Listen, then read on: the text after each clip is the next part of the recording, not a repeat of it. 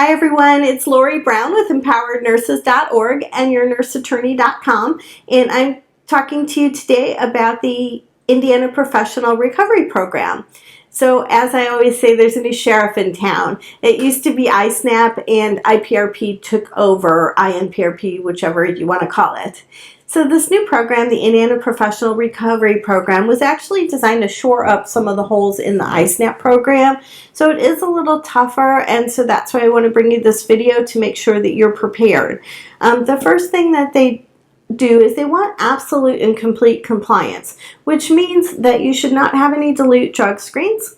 The second is that you should have no missed check-ins. So even if you were lucky enough not to have a drug screen that day, they want to make sure that you're checking in every day.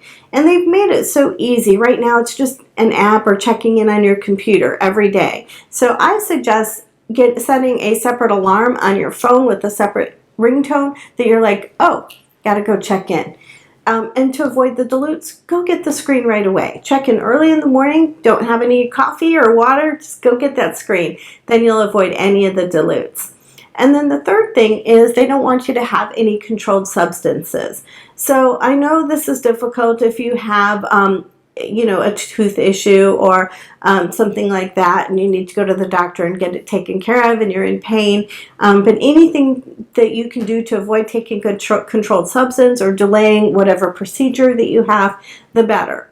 You do any prescriptions that you have for controlled substances for these type of things, you have to show IPRP ahead of time. So make sure you do that. And the most important thing is to read the handbook, because you're responsible for knowing everything in that handbook. When they say don't have Benadryl, don't use mouthwash, all those things are there to help you succeed in the program. It is an abstinence-based program. So the other thing you want to do is make sure you get all of your meeting logs in and all of your paperwork in on time. Read your recovery monitoring agreement, and if it says you're going to see a therapist every month, you've got to see the therapist every month. I don't know is not a defense. You have to follow your RMA to the letter. And lastly, if you are on any controlled substances before you go to IPRP, you will have to get off of them. And I frequently get concerns with clients saying, well, wait a minute, I have ADHD and I take Adderall and I've tried everything else and nothing else works. The board is not sympathetic, unfortunately. They feel it's an abstinence program, so they want you to, again, be abstinent and not use any controlled substances whatsoever. And they're a controlled substance for a reason, because they're addicting, and they feel that there's too much cross-addiction, addiction, whatever out there, that if you're addicted to one substance, you might go to another.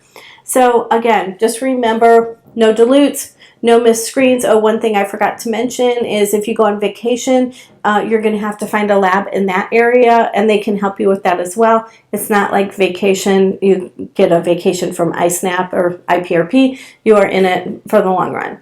And then lastly, no missed check-ins. Don't be late on your paperwork.